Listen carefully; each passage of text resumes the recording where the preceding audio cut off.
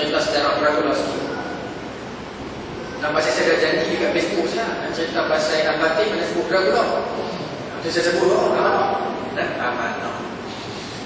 Mana lah sensitif. Baik. Okey, saya pasal Al-Fatih kan? Baik. Boleh kata dong? Baik, insyaAllah. Baik. Apakah formula kejayaan Sultan Muhammad Al-Fatih menakluk Konstantinopel?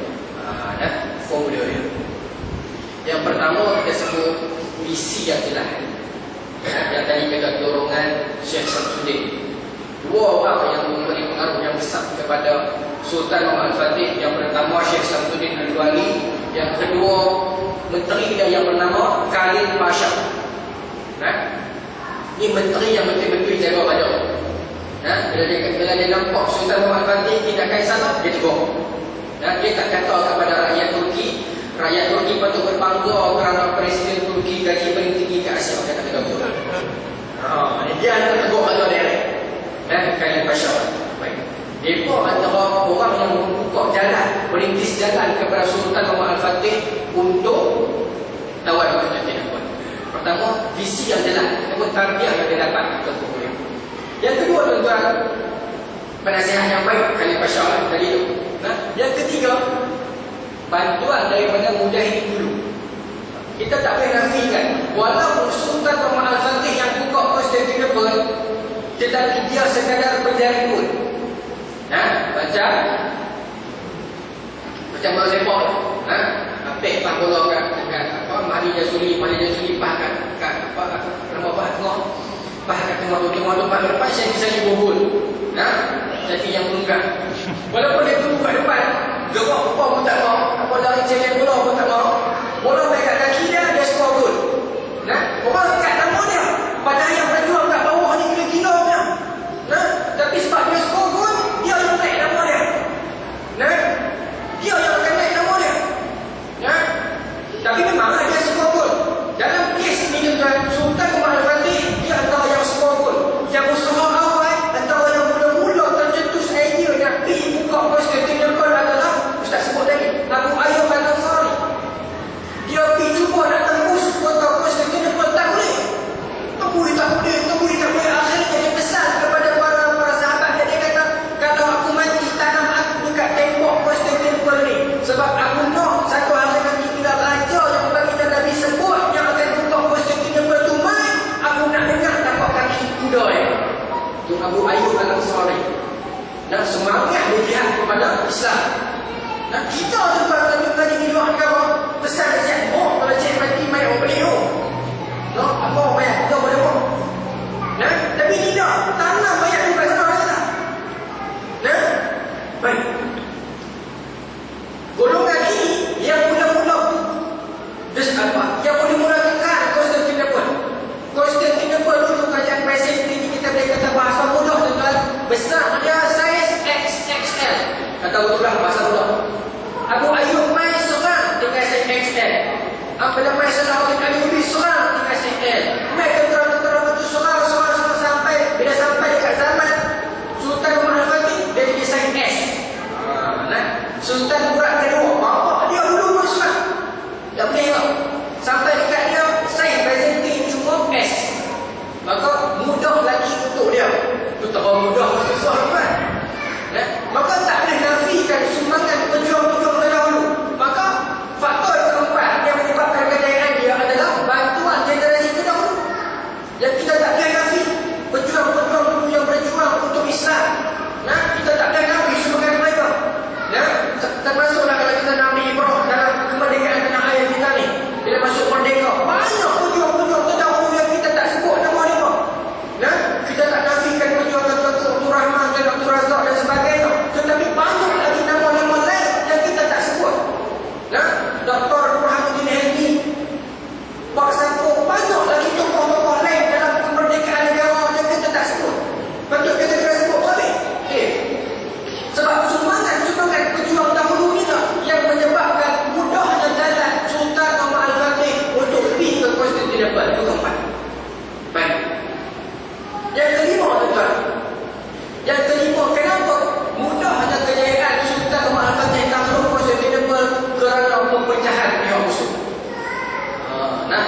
perpecahan pihak musuh.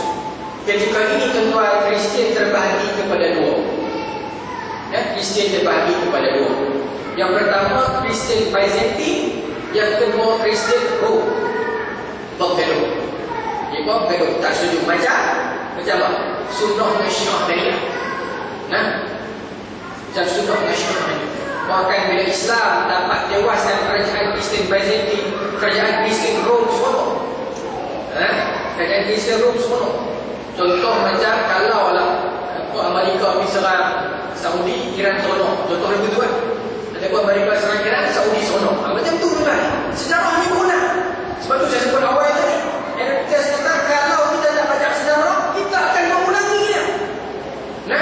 Salahuddin Al-Ayyubi dulu. Sana, contoh Salahuddin di sana.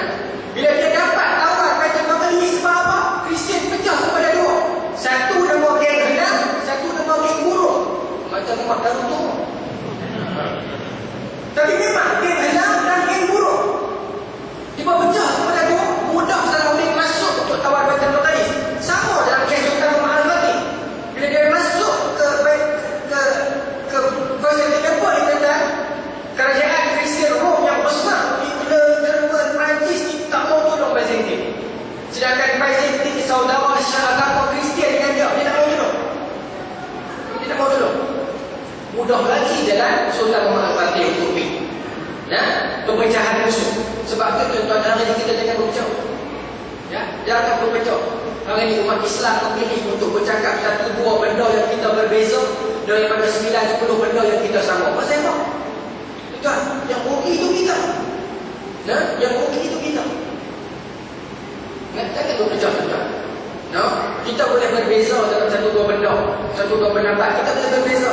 Tetapi janganlah perbezaan pendapat menyebabkan kita bermusuh-musuhan sampai berpasang muka, sampai berpecah belah.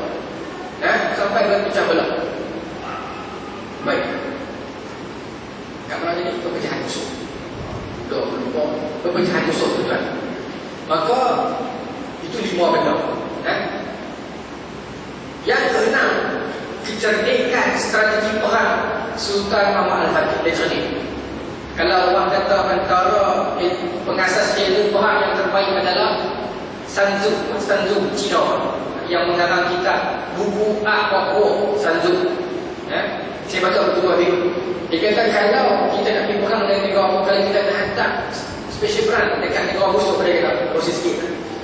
5 orang yang kita kata kita hantar meeting di negara musuh, 2 orang yang kita yakin dia confirm dia takkan, kita bagi maklumat salah ke dia. Lagi 3 orang kita bagi maklumat betul.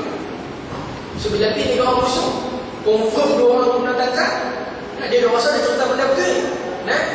Rupanya dia cerita benda salah, maka musuh tak dapat kesan kita. Itu Sun Tzu punya strategi perang. Antara panglima perang yang strategi ni pun dikaji sampai hari ini 3 orang. Yang pertama Khalid Al-Walid, yang kedua Sun Tzu, yang ketiga Sultan Muhammad Al-Fatih. Strategi perang ni pun askar-askar dunia ni kaji. Bahkan modul tentera Nazi itu diambil strategi perang Khalid Al-Walid. Kebijakan Khalid Al-Walid susun strategi dia. Begitu juga Sultan Muhammad Al-Fatih. Strategi perang dia tuan hebat. Hebat Sultan Muhammad Al-Fatih ni. Tuan boleh bayang tak? Kita katalah meja ni Konstantinopel. Belakang apa meja ni? Konstantinopel. Kapal perang tentera Islam terbang ni 70 biji. Esok tu bangkit tidur, kapal duduk belah ni 70 biji kapal dia buat dulu mana? Ni bukit ni. Bukan bukit balik pulau, bukit tinggi. Bila orang-orang Islam bangun, orang Islam pergi mana? Semalam mereka 70 buah kapal. Hari ni tak ada orang. Ni bukan magic tuan. Ni bukan magic, tapi strategi dia. Dia buat lagu orang. Contoh lebih dalam buah. Baik. Bila tentera Islam dah berkumpul depan Konstantinopel tu tuan-tuan. Dia berkumpul kat Konstantinopel tu. Byzantine Konstantinopel ni pun bijak. Dia pun bukan jalan-jalan Kristian yang hebat dia. Dia rentang rantai. Katalah saya kata bijak tadi di pulau kan. Dia rentang rantai pergi ke sana. Sambung dengan arah ke sana. Maka kapal tentera Islam tak boleh nak pergi depan. Tak boleh nak pergi depan pasal ada rantai besar. Dan belakang dia kepung dengan kapal Mana dia buat prepare dah Al-Fatih nak main. Pasal kau buat prepare Al-Fatih nak main Ustaz? Pasal kau kaji hadis Nabi. Itu macam mana? Orang bukan Islam lebih pandai hadis, lebih pandai Quran, lebih daripada kita. Cuma dia tak pandai lah ma'ahir, sukun, makdi, maksudnya bolehlah, maksudnya berserah. Tapi dia pandai ibrah daripada benda tu. Dia ambil pengajaran daripada benda tu. Dia prepare. Nah, dia prepare. Dia ambil hadis, dia tengok apa yang akan berlaku, apa ancaman kepada mereka. Dia pasal dia. Kita dapat hadis, ini nak cakap dia buat ni. Kau hendak apa? Ada film tu dah bebek. Nah, baik. Maka tentera dia prepare. Dia kepung tentera Islam. Dekat depan rantai, dekat belakang musuh. Tak ada lari mana. Depan ni tembok pun dia tengah buat. Maka apa Sultan Muhammad Al-Fatih buat? Budak-budak dia arahkan 3 buah kapal serentak. Langgar buah rantai. Dia langgar rantai itu apa berlaku tuan-tuan? Karam kapal. Ya, macam gambar Fast Furious 5. Yang lori tu langgar rantai. Terbalik begitu. Terbalik dan karam kapal. Tuan-tuan, bila karam kapal itu, dia membuat seorang ahli fizik bicycling. Macam mana cantik Sultan Al-Fatih ni, dia pandai dia membuat ahli fizik Kristian tu. Dia gaji Kristian, belok agama dia, mai kalau orang Islam ni punya cantik Sultan Al-Fatih. Mai tolong kaji macam mana nak buat rantai ni. Maka dia gaji dia kata lah, kita campur lah orang mesti pada luar adalah ramadhan saya tak tahu lah. Tapi ramai yang dia buat, kita campur pada luar, kita gaji tu boleh, jangan takut. Orang ada Kristian, gaji kita gaji tu kan, tak jadi apa. Tak jadi apa. Tak makan ramai apa. Hotel besar lah. Sejarah ni bukan cerita tentang orang Islam saja. Cerita ni ada dalam fakta sejarah dunia. Dan bukan kata orang mereka tu tak sangat lihat pada tak. Ini sejarah dunia. Baik. Tak kena. Maka Sultan Muhammad Al-Fatih dapat info daripada informer dia kata tuanku, belah belakang kota tembok dia tak sampai macam depan. Kalau kita jadi tuanku ketika itu kita nak kata apa? Baik-baik apa rantai ni pun di depan, di belakang pun benar dia. Tapi Sultan Muhammad Al-Fatih dia nak dia kata begitu. Dia pun kata tak apa. Kita cuba fikir apa kita nak buat. Macam mana nak pergi belakang. Nampak punya salih tak putus asa tuan-tuan. Macam kisah kita pause satu macam kisah kapal ni Tariq bin Ziyad masuk Sepanyol tu ingat lah. Yang kata sampai dekat Sepanyol, Tariq bin Ziyad kata apa adu bakum amamakum, depan kamu musuh kamu. Belakang kamu laut. Pilihlah apa yang berguna. Sebab apa? Bila sampai Sepanyol, Tariq bin Ziyad bakar kapal. Dalam kajian sejarah sudah palsu. Dia tak bakar kapal. Bila dia sampai dia perang elok orang bakar kapal. Ini contoh orang tadi sebarat tau. Dia nak ambil kata Islam satu agama yang kodon. Ni main daripada Arab sampai Sepanyol punya penat-penat sampai darat. Wih bakar kapal. Oh mudah tuan-tuan. Dia pun cuba gambarkan kepada kita Islam ni agama yang macam tu. Kita benar-benar kita ingat cerita tu mungkin kita dapat hebat. Hebat lah sampai Sepanyol bakar kapal. Tu pun yang buat jihad di depan. Itu bukan jihad, itu bukan hebat tu tak, tu bodoh. Siapa kata Tariq bin Ziyad bodoh nak sejarah yang buat cerita tu. Tapi kita dengar, rumah ni jihad bakar kapal. Tak tuan. Tariq bin Ziyad nak bakar kapal. Berani dia bakar tuan. Tu kapal harta kerajaan. Mana dia bakar senang-senang? Hilang satu jet ke orang-orang. Ni kapal pukul buah nak bakar. Ya tuan. Kita bukan kita kata bakar Tariq bin Ziyad, kita nak jaga nama beliau. Kita nak jaga nama baik Tariq bin Ziyad, kita kena sebut fakta. Dia tak bakar kapal. Kata dia. Tuan-tuan cuba fikir logik kan. Mai jom-jom dalam kapal semangat aku nak perang. Ayah berijal, ayah berjihad. Berada semua. Nak perang semua sampai kat pantai. Alah, benda ni. Bakar kapal. Dia nak pilih. Cerita betul dia nak jihad sampai pagi kapal perang. Tak perlu Tariq bin Ziyad kukuh nak bakar kapal, tak perlu. Dia kau Islam bukan boleh kuat sampai nak bakar kapal, tak payah. Itu sejarah sebenarnya. Saya nak sebut apa sikit walaupun tak nak benar-benar. Pasal kita aku betul kita ke sejarah. Baik. Tuan-tuan bawah ada dia lompat sana lompat sini. Kita lompat balik kat Al-Fatih ni.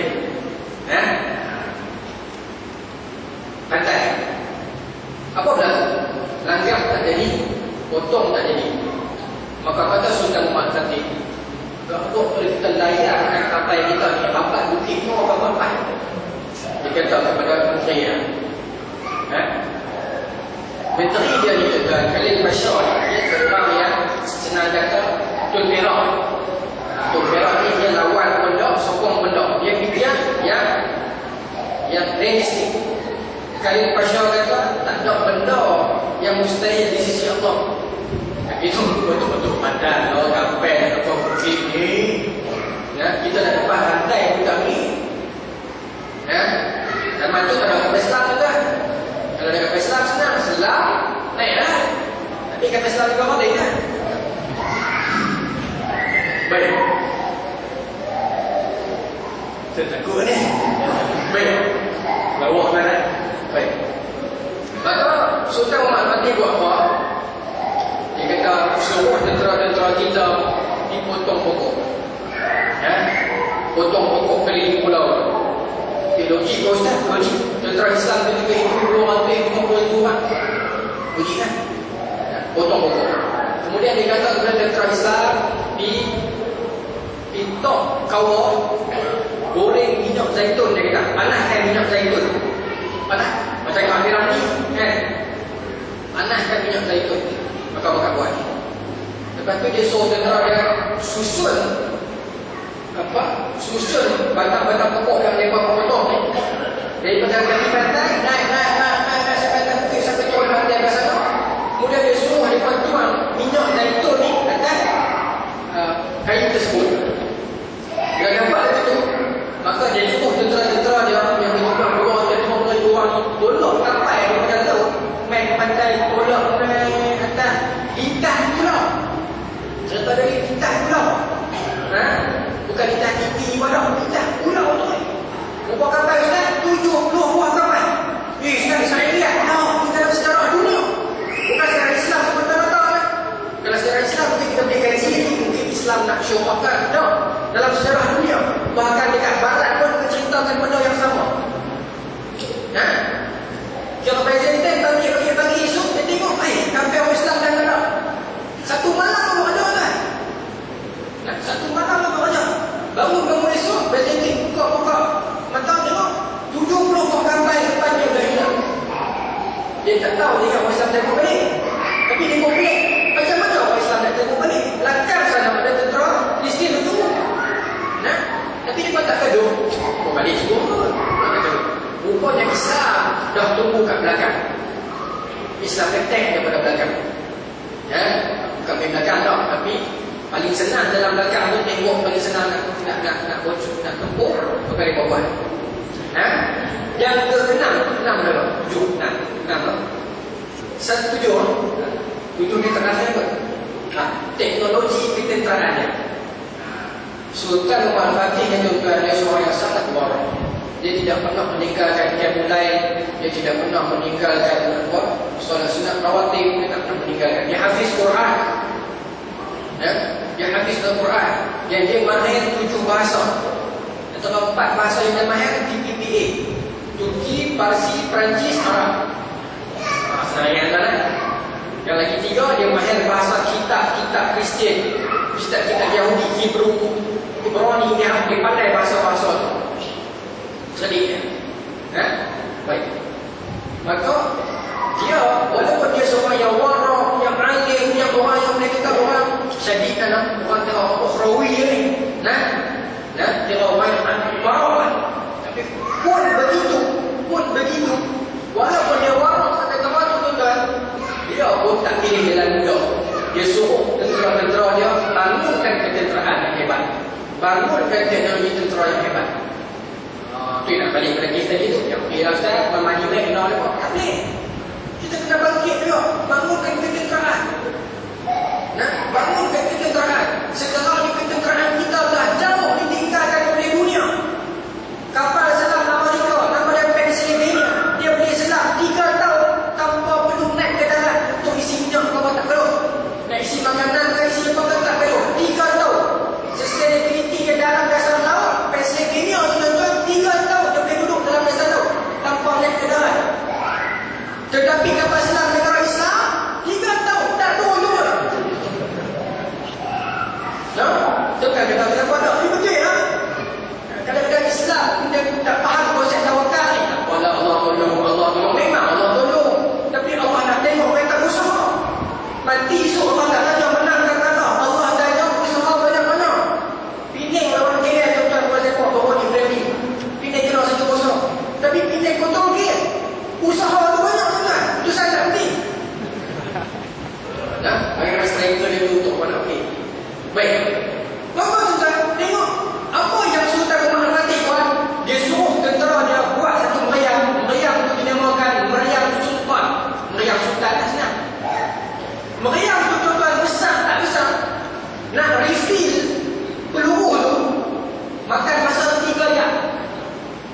Nak refill satu kekil peluru tu 3 jam. 3 hotel orang kena tu kena angkut peluru tu. Besar sungguh-sungguh meriah benar. Nak tak pernah terjadi dalam sejarah mana-mana tenggelam yang membuat meriah besar tu. Dan ahli fizik daripada Sultan Muhammad Fatih nasihat, tuanku, kalau terlalu besar meriah ni tuanku, dia tak boleh beri tempat kepada tembok bertemu hadis. Sebab terlalu berat. Okay. Ini menteri yang baik. Dia nasihat. Walaupun dia nampak tak kena, tuanku tak boleh. Tak kena. Tuanku kena letak doa. Itulah. Dan tuanku meriah pun tak boleh. Maka tuanku kata, betul tak boleh, saya tahu. Aku tahu memang tak boleh. Cuma aku nak tunjuk kepada pihak kafir, pihak umat Islam ni buat senjata sampai ke bawah ni. Aku tahu memang tak boleh. Tetapi bijak Sultan Muhammad Fatih, bila berlaku benda hari perang tu, meriah dia tembak, tuan-tuan sekalian. Meriah dia tembak, memang peluru itu tak boleh sampai kepada tembok. Pasal apa? Pasal dia berat. Dia jatuh di tengah tengah kan? Bukan tengah tengah pantai. Bila dia jatuh, dia tunjuk ke mana, tuan? Besar dia peluru tu, dia jatuh lagi ke mana? Dia pihak musuh tengok, pasal gerol dia main kepada hati dia. Dia kata peluru besar ni. Walaupun tak kena. Mungkin pihak musuh tak tahu yang memang yang tu takkan sampai. Dia pinjam kok. Muncul mis kan? Muncul mis kan? Bahawa Islam mengelirukan pihak musuh. Maka mereka pun bagi tahu kat bandar mereka, dulu kita turun selotong dengan Sultan Muhammad Fatih. Maka Raja Presiden ketika itu hantar surat kepada Sultan Muhammad Fatih, kata kita berdamai dari Kudus ni kami nak balik, kita berdamai. Damai dulu. Tuanku balik, kami stay sini, kita berdamai. Berdamai ni. Tuanku kata, tak apa, itu perjanjian tidak adil. Biar saya buat perjanjian. Macam Abu Wahub katakan Sadiq Senggarawa. Mana uji, anak dah marah, anak tak pernah jual. Saya dah marah, saya tak kenal apa-apa. Tak adil. Maka Sultan Muhammad Fatih kata, kami masuk dalam Konstantinopel, kami ambil jadi wilayah Islam, tapi kami tak rosakkan satu pembinaan. Kami tak rosakkan satu pun gereja. Apa kekal dengan agama apa, apa kekal dengan budaya apa. Cuma kami nak take over Konstantinopel. Deal tak deal? Kristian kata, tak deal. Tuanku balik lah. Tuanku balik, jaga negara tu. Kami tinggal negara kami. Adil. Pihak musuh ni tuan-tuan, walaupun nyawa ada di hujung tanduk ni. Mesti panjang ayat dah. Nyawa ada di hujung tanduk dah. Dia duk tahu yang bayar yang besar. Tapi dia tak mengelak. Dia tak mengelak kepada Islam. Al-Fatih tawarkan, kami tak perlu tembak lagi lah. Apa menyerah? Tak mahu. Tengok tuan-tuan Kristian takkan menyerah kepada perjanjian yang orang Islam buat. Kita orang Islam lagi senang-senang menyerah bulat-bulat perjanjian kepada mereka. Tahu? Apa saya sebut sikit? Perjanjian apa? Yang saya sebut tadi. Adil tak dalam perjanjian? Adil. Kita boleh parking bisnes kat negara dia. Dia boleh parking bisnes kat negara kita. Adil. Macam kita dua rumah sebelah-sebelah. Kita kata kat jiran kita, jom kita sign PPA. Aku boleh parking kereta rumah hang, hang boleh parking kereta rumah aku. Adil tak? Adil tak? Tapi kereta kita satu, kereta dia 5. Adil tak? Adil tak? Kereta kita satu, kereta dia 5. Kita takkan masuk lagi, penuh 25. Kita nak marah tak boleh. Kita nak marah, kita dah janji. Perjanjian apa tu? Perjanjian yang dibuat oleh pihak musuh. Macam Abu Wahub dengan Sadiq Senggarawa. Ayah dah marah, ayah dah kena jual. Kalau anak dah marah, anak dah kena jual. Adil tak? Adil tak? Adil. Tapi bila beli buat apa? Dia pinjau habis barang-barang dia paktu oleh. Hari ni Tuan Sadiq ingin membeli rumah. Habis. Jangan terima kasih kepada saya. Terima kasih kepada Tuan Sadiq. Habis harta peluru. Awak kawan tak marah. Habis. Ini tukang pergi pasar. Ini tukang pergi kebun. Ini perjanjian Tuhan mengikut Najib. Kenapa betul ya? Walaupun perjanjian itu atas-atas adil, tapi apa yang dia buat itu tak adil.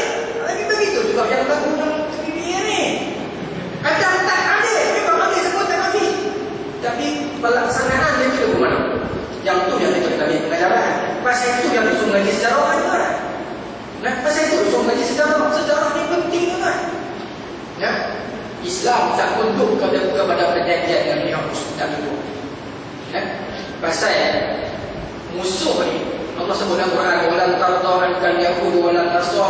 hatta tattabi'a millatahu. Dia tak nak repot kepada kita. Bohong dia.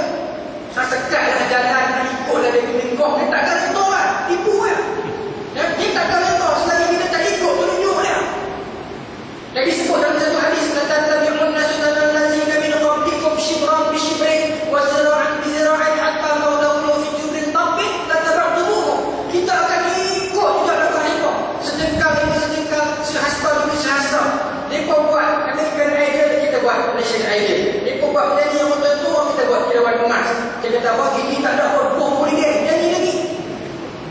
Kita buat macam itu semua. Dia ikut? Tak ikut. Wah kan? Dia pun tak ikut. Begitu mudahnya kita diperdaya oleh pihak musuh Islam yang kita tak sedar. Kita tak pasal. Baik, balik kepada ini. Habis lah. Kesimpulan saya. Kesimpulan dia tuan, 8 benda ni apa sekarang? 8 benda ini adalah kunci kejayaan Sultan Muhammad Al-Fatih. Yang betul-betul kita kena ambil ibrah, yang betul-betul kita kena ambil pengajaran daripada kisah mereka. Kita bukan sekadar cerita sejarah untuk kita dengar, seronok, dan kita baca sejarah untuk kita ambil ibrah daripadanya, untuk kita ambil iktibar daripadanya. Mudah-mudahan tuan yang saya sebut tadi, mudah-mudahan kita dapat melahirkan Al-Fatih yang baru dan dapat membebaskan Gaza di masa depan, insya-Allah. Malaysia masuk. Saya kira Malaysia masuk, insya-Allah. Balik kepada Ustaz. Tambah tak? Terima kasih kepada Fadil Ustaz atas penerangan yang Masya Allah itu yang baru saya tahu. Macam kisah Tariq bin Ziyad itu memang kita tahu bahawa cerita yang dia bawa gambar sebenarnya tak tepat sangat. Masya Allah. Baru tahu dapat ilmu lah kita pada hari ini. Tidak ada macam Allah SWT sekalian. Jadi kita sampai pada penghujungnya lah. Sebagai besar ni pertemuan kita pada hari ini lah. Bagaimana kita orang Melayu Islam ataupun orang bukan Melayu yang Islam, Muslim keseluruhannya, bagaimana kita nak membentuk masyarakat, khususnya anak-anak kita untuk menjadi sebagaimana Muhammad Al-Fatih. Yang kedua, yang ketiga, yang keempat, yang seterusnya. Banyak pembukaan yang perlu kita ada rasanya. Pembukaan yang pertama, pembukaan akhlak kita, anak-anak kita untuk bentuk menjadi insan yang hebat. Kita ibu ayah akan jadi hebat. Kalau anak-anak tuan hebat, kita jadi hebat. Baru anak-anak kita akan mengikut jalan insya-Allah. Dan memperbanyak kalau tuan-tuan baca sirah-sirah orang yang hebat ini. Seperti mana contoh kitab sirah Tariq bin Ziyad, Salahuddin Al-Ayyubi, Muhammad Al-Fatih dan sebagainya. Contoh dalam YouTube ada kisah Umar bin Al-Khattab.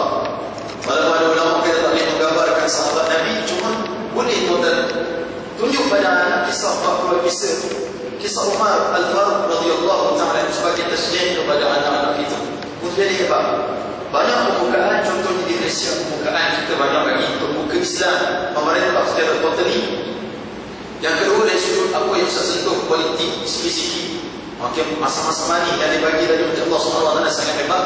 Dan anak muda yang bervisi yang saya nampak cukup hebat boleh jadi seseorang yang hebat lepas insya-Allah. Kalau ada itu sunnah keempat, Ustaz wajib masukkan wakil orang sejarah untuk masukkan saya. Baik. Yang terakhir sekali lagi macam Allah SWT sekalian, moga dengan kisah Muhammad Al-Fatih ini insya-Allah Islam akan kembali gembira. Bacalah sejarah Allah sekalian untuk bagi semangat kita agar kita dapat satu masa nanti kita berada di atas. Jangan sampai tunggu Nabi Allah Isa datang baru kita kata hebat. Waktu itu sebelum Nabi Isa datang, Dajjal bagi Allah SWT takut-takut tak sempat jumpa Nabi Isa, kita yang akan kedajalan depan kita. Wallahualam mungkin banyak sahabat tak ikutlah Dajjal, tapi orang yang jadi jauh pada Allah confirm tak ikut Dajjal. Jadi setelah itu Allah SWT sekalian, mohon maaf begitu sunnah cakap sikit daripada malam ini sebab kita